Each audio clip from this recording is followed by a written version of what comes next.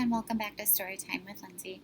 Today we are going to read The Selfish Crocodile.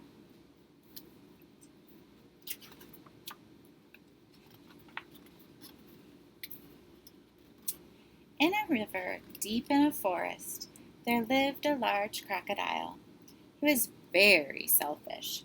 He didn't want any other creatures to drink or bathe in the river. He thought it was his river. And every day he shouted to the creatures of the forest, "Stay away from the river, it's my river. And if you come into my river, I'll eat you up."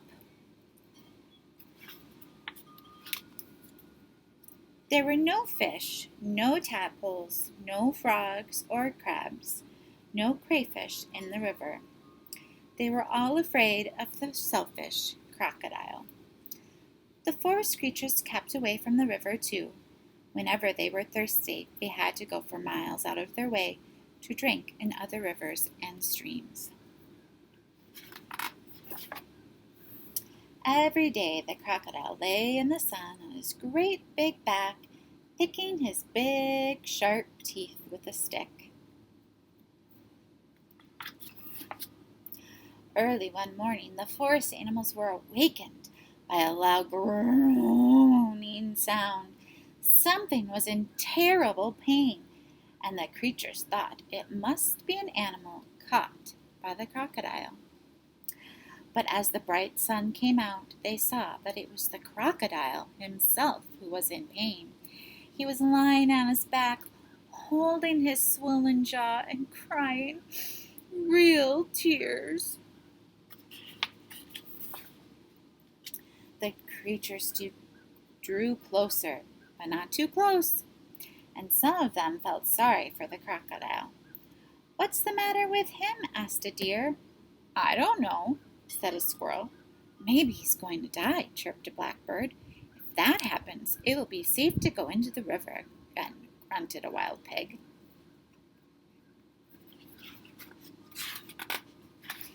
The animals thought about it. They hung from branches, they peeked through the grass, and they buzzed in the air.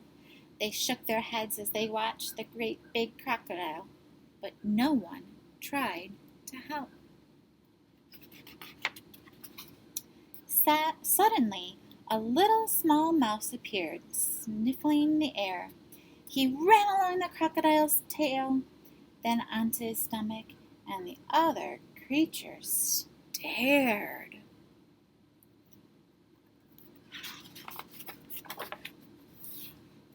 "Look at that mouse!" chattered a monkey. "He's either very brave or very crazy," growled a lion. "He's going to be eaten for sure," said an iguana, and the mouse crept along the crocodile's big neck and into his open mouth. There was a hush in the forest. The mouse took hold of something and pulled and pulled and pulled. Finally, he pulled it out, put it on his shoulder, and walked out of the crocodile's mouth. The astonished creatures began to cheer. "Yay! Woohoo!" The crocodile sat up and said, "The pain is all gone." And then he saw the mouse walking down his stomach, carrying an enormous crocodile tooth on his shoulder.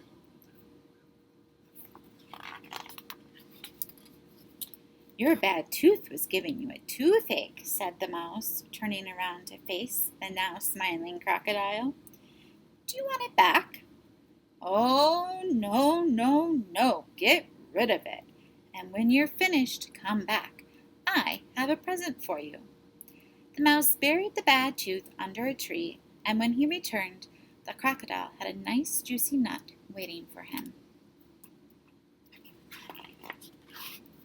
As the crocodile watched the mouse eat his nut, he said, "You must be very smart if you can cure a toothache, and very kind too. But what should I do if my toothache comes back?" "Don't worry. I'll help you take care of your teeth," answered the mouse, nibbling. Soon the crocodile and the mouse were best of friends.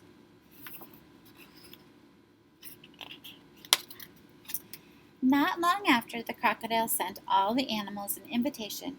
"Please come to drink and bathe in the river." I won't hurt you. The river belongs to all of us, he said.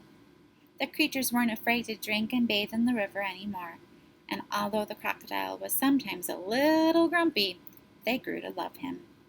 And soon the river was once again full of fish, tadpoles, and frogs, and crabs, and crayfish. This story teaches us that sharing is caring, and that good hygiene for your teeth is important. So take an extra minute or two today to help your kiddos brush their teeth and talk about sharing their toys. Thanks for joining me with the Selfish Crocodile.